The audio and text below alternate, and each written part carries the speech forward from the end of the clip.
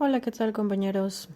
Buen día, mi nombre es Montserrat Ramírez Sánchez y este es de nueva cuenta otro video más acerca del videoblog de Teoría de la Personalidad. Esta vez vamos a hablar de la psicología humanística, sus orígenes y significado en el mundo de la psicoterapia a medio siglo de existencia de esta ciencia. La psicología humanista es el fruto de una revolución en el pensamiento filosófico y psicológico a la luz del quiebre occidental de la filosofía clásica y de una ciencia psicológica que a principios del siglo XX resultaba empobrecida por las limitaciones propias de un paradigma racionalista y con predominio del contenido. Para comprender los fenómenos psicológicos y humanos, conocidos y desconocidos para la época. Una revolución en el pensamiento generada en un siglo donde la civilización occidental queda cuestionada históricamente por las guerras mundiales del siglo XX, y una nueva filosofía que aparece con nuevos horizontes conceptuales procedentes de la fenomenología de Edmund Husserl y por el existencialismo de Søren Kierkegaard y Friedrich Nietzsche. Hablaremos un poco del contexto histórico, del cual el movimiento humanista o la psicología humanista nace como un nuevo paradigma, surgido simultáneamente en Estados Unidos y Europa después de Hiroshima. Este movimiento nació durante la posguerra, a la par de la amenaza de muerte por la era nuclear. Despertó el ímpetu en todas las personas por vivir plenamente. Esta nueva ciencia pretendía integrar una concepción del hombre y del quehacer terapéutico, siendo más holístico, más filosófico, además de científico. Algunas de las filosofías en las cuales la psicología humanista está basada es en la filosofía europea, el cual contiene el existencialismo, la fenomenología y el marxismo. Otra postura es la filosofía oriental, la cual contiene el budismo, el zen, las escrituras del Nuevo Testamento. Posterior a eso encontramos la psicología europea, con el psicoanálisis, y la psicología estadounidense, el cual contiene el conductismo. Ahora hablaremos del surgimiento de la psicología humanista. Esta nace en Estados Unidos en 1962 por un grupo de psicólogos y pensadores progresistas. Este grupo de pensadores estaba constituido por Kurt Goldstein, Eric Fromm, Carl Rogers, Abraham Maslow, Fritz Perls, May Karen Horney, Aldous Huxley, Herbert Marcuse, incluidos dos psicoterapeutas, los cuales son Sidney Journal y Eugene Gendlin, convirtiéndose en el primer presidente de la Asociación Humanista y el descubridor del focusing, respectivamente. El origen y el significado de la psicología humanista norteamericana fue creada, como ya se dijo anteriormente, en 1962. Es un movimiento que acaba de cumplir 50 años de vida. El humanismo psicológico del antiguo continente proviene de la fenomenología existencial y de pensadores como Heidegger, Sartre y Binswanger. Ahora hablaremos de la psicología humanista en Chile, América Latina y Occidente. La psicología es una expresión de muchos pensadores. La terapia gestáltica de Perls, la programación neurolingüística o PNL, el focusing, terapias sistemáticas, intervenciones de la logoterapia y la aproximación experiencial enfocada en las emociones de Greenberg. La psicología humanística no es una corriente que desecha la ciencia como método de conocimiento, sino que por el contrario, toma el conocimiento de otras fuentes distintas a las tradicionales, como por ejemplo Maslow, que fue el fundador, el cual la llamó la tercera fuerza. Por otro lado nos encontramos con el humanismo europeo, el cual nace en el periodo de preguerra, a través de los pensadores y fenomenólogos y también del existencialismo, del cual brotan pensadores que hablan de psicología, desde la filosofía y desde la teología. Este es un ejemplo de Martin Buber, Viktor Frankl y Paul Tillich, declarando que el ser humano es una criatura espiritual y dando cuenta de ello a través de fenómenos nuevos, los cuales otorgan un sentido al sufrimiento por medio de la espiritualidad y apuestan por una postura espiritual más que por una actitud mental.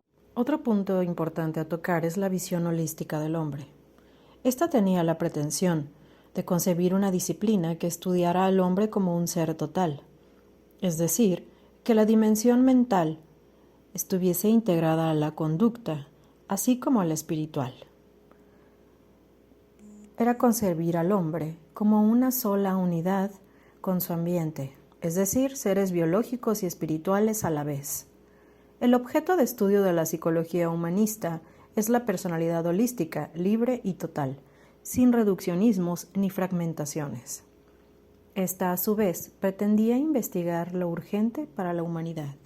Algunos de los nuevos enfoques desde la psicología humanista es el enfoque centrado en la persona de Carl Rogers, la Gestalt de Perls, la programación neurolingüística o PNL de Grinder y Bandler, el análisis transaccional de Verne, el enfoque experiencial de las emociones de Greenberg, la psicoterapia experiencial y el focusing de Gendler, la psicoterapia sistemática y logoterapia de Viktor Frankl, Abraham Maslow y su proceso de actualización. Este autor denominó como la tercera fuerza a esta nueva psicología que nacía antes de la década de los 60, siendo considerado el padre de la psicología humanista, ya que fue el primero en teorizar en el ámbito de la academia una nueva teoría del potencial humano, la actualización o autorrealización del potencial humano. Lo condujeron a realizar estudios en las personas sanas, pudiendo concretar su aporte de una psicología sobre la dimensión sana del ser humano. Al tener un cuadro completo del potencial humano, Maslow llegó también a ser uno de los primeros en escribir sobre el ámbito transpersonal, en sus escritos sobre la dimensión espiritual y los estados evolucionados del comportamiento ético. De este modo, llegó a sus denominadas experiencias cumbres o sublimes, llamadas de otra manera Peak Experience. Maslow es conocido en el campo laboral y educativo por su teoría de la motivación humana y por la teoría de la pirámide de las necesidades. Con su teoría de la actualización, Maslow puso en el centro de la atención psicológica el problema del concepto de salud mental, un modelo de funcionamiento pleno de la personalidad, y lo hizo en funciones de los estudios realizados por él mismo y de un proceso que había sido desarrollado en forma paralela por Carl Rogers, el funcionamiento óptimo de la personalidad después de la terapia. Otro autor importante es Viktor Frankl y su teoría de la logoterapia. Frankl había decidido seguir viviendo bajo un nuevo sentido, después de haber estado en un campo de concentración. El sentido era que la humanidad conociera lo que había descubierto él en esos años de sufrimiento, enterándose también de que aquello que posteriormente sería conocido como la logoterapia, y que finalmente la curación de la palabra espiritual tuviera lugar en las clínicas y recintos en donde la gente sufre. Frankl se preguntó cómo enfrentar enfermedades o pérdidas que en sí producía el sufrimiento sin haber tenido ninguna relación con la infancia y con el pasado del paciente. Así, él introduce la dimensión olvidada de la filosofía de Occidente, la espiritualidad, además de la dimensión biológica y psicológica. Usando la palabra como recurso, Frankl inventa la palabra paradojal y hace que el espíritu se distancie de la persona y responda a las preguntas desde la sobrevivencia. Según la Gestalt, el ser humano ha vivido cumpliendo las expectativas, deseos y mandatos de otros, haciendo así una Gestalt incompleta. La neurosis sería un síntoma de maduración incompleta, provocada por huecos en la vida y en la experiencia. La persona sana se apartaría más de sus conceptos y prejuicios, confiaría más en los sentidos que integran su experiencia, la cual se da siempre en el aquí y el ahora. Perls nos decía que para lograr su salud, el individuo debe mirarse hacia adentro y debe superar aquel estado de vivir en función de las expectativas ajenas. Solo apostando por su propia experiencia, la persona puede apartarse de este prejuicio de ser normal, igual a los demás o conforme a los demás.